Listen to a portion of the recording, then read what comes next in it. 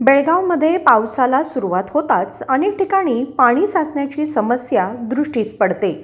याचं मुख्य कारण म्हणजे अवैज्ञानिक रीतीने बांधलेले रस्ते आणि ड्रेनेज।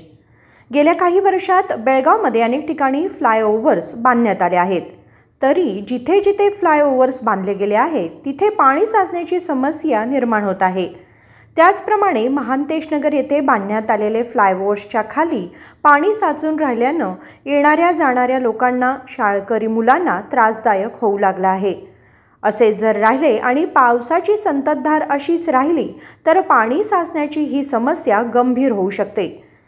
या ठिकाणी प्रशासन लक्ष देऊन यावर काही तोडगा काढतील का, हे येणारा काळच सांगेल। विनोद कोळकार, KMM मराठी, बेळगाव।